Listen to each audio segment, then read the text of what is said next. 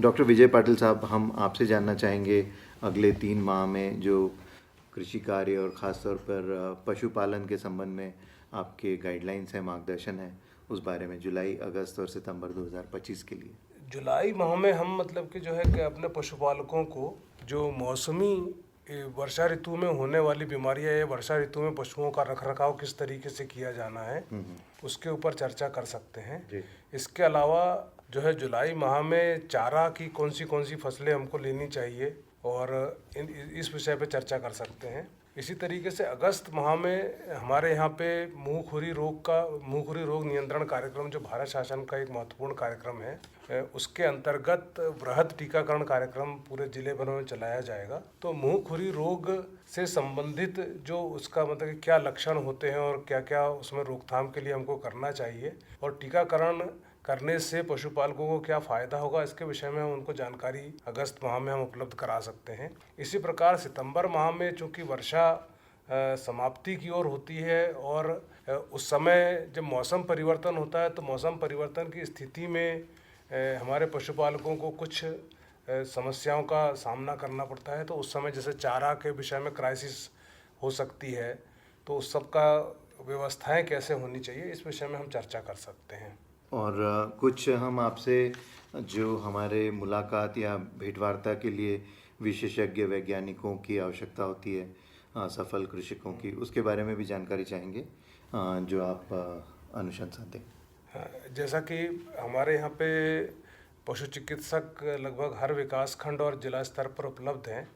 तो जो वैज्ञानिक चर्चा या कहना चाहिए कि जो चिकित्सकों से संबंधित चर्चाएं हैं बीमारियों के संबंध में या मुंहखुरी रोग टीकाकरण के संबंध में, ये तो वो दे सकते हैं।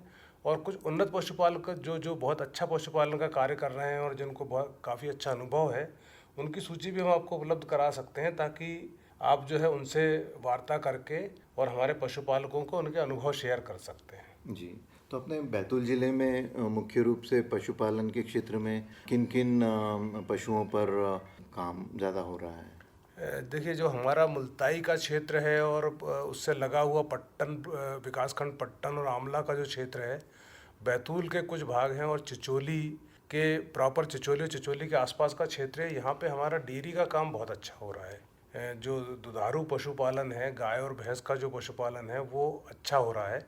इसी प्रकार चूँकि हमारा ज़िला एक आदिवासी बाहुल्य ज़िला है, तो अनुसूचित जनजाति वर्ग के जो हमारे किसान भाई हैं वह सामान्य तौर पे बकरी पालन उनके यहाँ पे प्रमुखता से किया जाता है और बैकयार्ड कुक्कुट पालन, वो अपने घर में मतलब 8-10 मुर्गियाँ पालते हैं जो अंडे भी देती हैं और उनके आजीविका के लिए उपयोगी होती है, समय समय पर उनको पैसे उपलब्ध कराती है। ये जो 2-3 चीज़ें हैं, ये हमारे यहाँ पे प्रमुखता से इस तरीके का पशुपालन किया जाता है। जी। और आमतौर पर देखा है कि जो पशुपालक जिनके यहाँ जानवर गाय बैल होते हैं वो मुर्गियाँ भी ज़रूर रखते हैं ताकि वो भी एक तरह से उनके जो कीड़े किलनी वगैरह हैं उनको खाती हैं और एक तरह से नेचुरल कंट्रोल करती हैं। मुर्गियाँ तो वैसे कीड़ा किल्ली उतना नहीं खाते हैं, तो मतलब कि लेकिन जो हमारा जो बैकयार्ड पोल्ट्री फार्मिंग हमारे यहाँ पे जो प्रैक्टिस में है, जो 8-10 मुर्गियाँ हर परिवार के लोग रखते हैं, तो ये जो इनका जो घरों का जो वेस्ट निकलता है उसी पे ये पल जाती है और इनको पालने के लिए कुछ अलग से इनको प्रयास और मेहनत नहीं करनी होती। कुछ और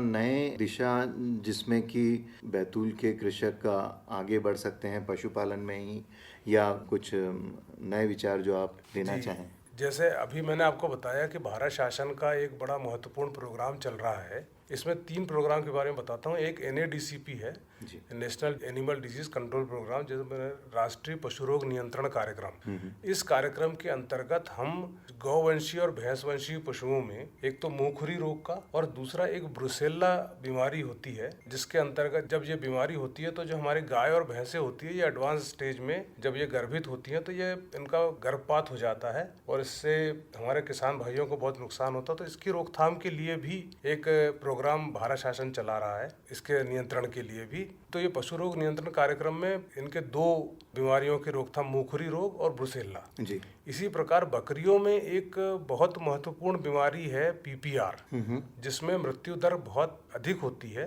तो इसको रोकने के लिए भी भारत के शासन के द्वारा पीपीआर कंट्रोल प्रोग्राम चलाया जा रहा है, जिसके लिए हम भेड़ और बकरियों में टीकाकरण करते हैं। ये अभी जैसे बैतूल जिले में 1 माह पहले ही ये प्रोग्राम अभी खत्म हुआ है और अभी हमने बृहद स्तर पर बकरियों में टीकाकरण का कार्यक्रम चलाया था। ये पशु रोग नियंत्रण कार्यक्रम है। इसके अलावा एक भारत शासन का और प्रोग्राम है, राष्ट्रीय कृत्रिम गर्भाधान कार्यक्रम। तो इस कार्यक्रम में भारत शासन हमको अनुदान उपलब्ध कराता है, जिस अनुदान के माध्यम से हमारे पशुपालकों को निःशुल्क कृत्रिम गर्भाधान की सुविधाएं उपलब्ध कराते हैं। इसमें एक और बहुत महत्वपूर्ण कड़ी अभी जुड़ी है और उसके अंतर्गत क्या होता है कि एक सेक्स सॉर्टेड सीमेन की योजना शुरू हुई है। इस सेक्स सॉर्टेड सीमेन की योजना में ये होता है कि यदि इस सीमेन से यदि एआई कृत्रिम गर्भाधान का काम कराते हैं तो इसमें बछिया होने की गारंटी होती है। जी। जैसे आजकल हम देख रहे हैं कि जो नर पशु हैं उनका उपयोग धीरे धीरे कम होता जा रहा है, कृषि कार्य में भी कम हो रहा है और मादा पशुओं की मांग बढ़ रही है। तो यदि उन्नत नस्ल के मादा पशु हमारे पास आ जाते हैं तो दूध उत्पादन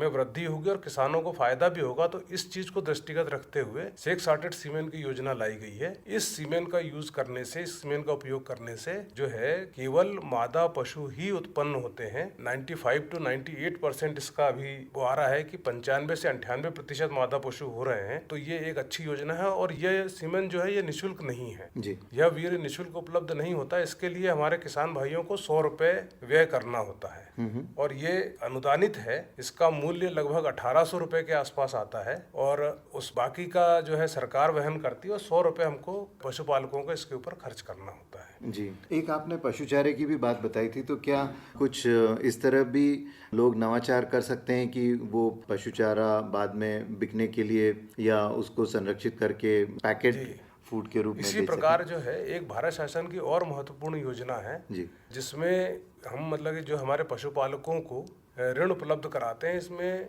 राष्ट्रीय पशुधन मिशन के अंतर्गत है ये। इसके अंतर्गत हम 4 योजनाएं हमारे यहाँ पे चलती है। एक बकरी पालन की योजना है। इस योजना के अंतर्गत हमारे पशुपालक 100 बकरी और 5 बकरों से लेकर 500 बकरी और 25 बकरे तक की योजना ले सकते हैं और इसमें 20 लाख रुपए से 1 करोड़ रुपए तक का इकाई लागत इसमें होती है। इसी प्रकार मुर्गियों के लिए भी एक योजना है जिसमें वो लो इनपुट बर्ड, ऐसी मुर्गियां जिनका पालने के लिए कम खर्च किया जाता है, उन नस्लों की मुर्गियों के पालन के लिए एक योजना है जिसमें लगभग 70 लाख रुपए की योजना वो है। और सूकर पालन की एक योजना है जो 35 लाख से लेकर और 50 लाख रुपए तक का उसकी इकाई लागत है। और इसी प्रकार चारा संरक्षण कर रहे थे तो चारा संरक्षण में जो यूरिया मोलेसिस ब्लॉक बनाने की योजना है या साइलेज बनाने की योजना है, उसकी भी एक योजना इस राष्ट्रीय पशुधन मिशन में है जिसके लिए 1 करोड़ रुपए तक के इकाई लागत का प्रावधान है। और इन सभी योजनाओं में भारत शासन के द्वारा 50% अनुदान उपलब्ध कराया जाता है जी।